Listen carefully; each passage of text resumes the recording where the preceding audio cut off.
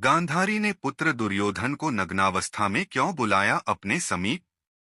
नमस्कार दोस्तों, एक बार फिर आपका स्वागत है। आप सभी का अपने YouTube चैनल JCG के स्टूडियो पर।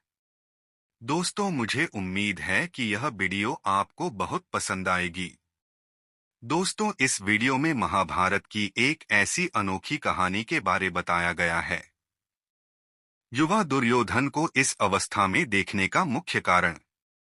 दोस्तों, युग कोई भी रहा हो, लेकिन माँ और बच्चे का रिश्ता अटूट ही रहा है। एक माँ की हमेशा ही यह चाहत रही है कि उसका बच्चा हर विपदा से दूर रहे।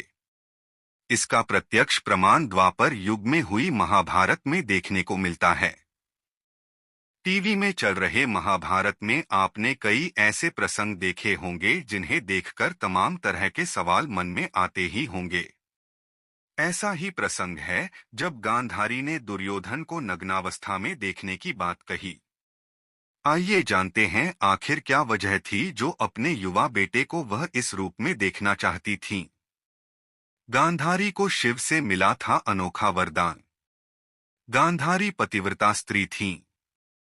जन्मांध पति धृतराष्ट्र के प्रति यह उनका समर्पण भाव ही था कि उन्होंने भी अपनी आंखों पर पट्टी बांध ली थी। बता दें कि गांधारी भगवान भोलेनाथ की अनन्य भक्त थीं। यह उनकी श्रद्धा और पूजा ही थी कि शिवजी ने उन्हें एक अद्भुत वरदान दिया था। इसलिए ही गांधारी ने नहीं खोली कभी पट्टी। दोस्तों, कथा मिलती है कि भोलेनाथ के दिए हुए वरदान के मुताबिक गांधारी जिस किसी को भी पट्टी हटाकर देख लेती, उसका शरीर वृक्ष के समान हो जाता। यही वजह थी कि उन्होंने अपनी आंखों पर बांधी हुई पट्टी कभी नहीं हटाई। गांधारी ने जब दुर्योधन को नग्नावस्था में बुलाया। दोस्तों, यूं तो गांधारी ने हमेशा ही अपनी आंखों पर पट्टी बांधे रखी, लेकिन जब महाभारत का युद्ध अंतिम चरण पर पहुंच गया, कौरवों के बड़े योद्धा और गांधारी के 99 पुत्र मृत्यु को प्राप्त हो गए, तब गांधारी के मन में पुत्र मोह जग उठा और वह अपने पुत्र दुर्योधन की मृत्यु के भय से डर गईं।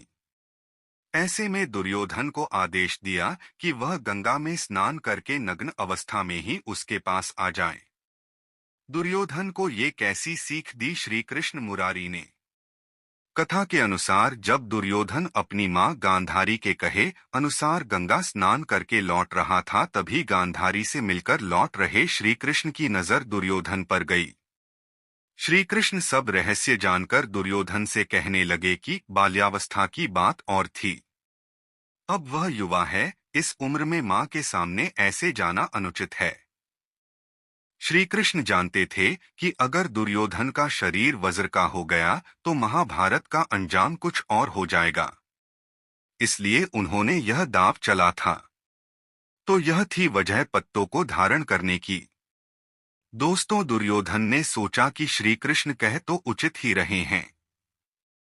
तब उसने अपने कमर से निचले हिस्से को पत्तों से ढक लिया। इसके बाद वह माता गांधारी के पास पहुंचा। जैसे ही माता ने उसे देखा, उसका पूरा शरीर वज्र के समान हो गया, लेकिन जो हिस्सा पत्तों से ढका था वह सामान्य रह गया। गांधारी दुर्योधन की इस भूल पर बहुत रोईं, लेकिन अब कुछ हो नहीं सकता था। इस कारण से ही मुमकिन हो पाई दुर्योधन की मृत्यु।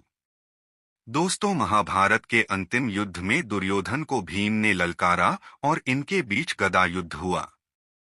गदा युद्ध में भीम पर दुर्योधन भारी होता जा रहा था, क्योंकि भीम के वार का दुर्योधन पर कोई असर नहीं हो रहा था, क्योंकि उसका शरीर वज्र का हो चुका था।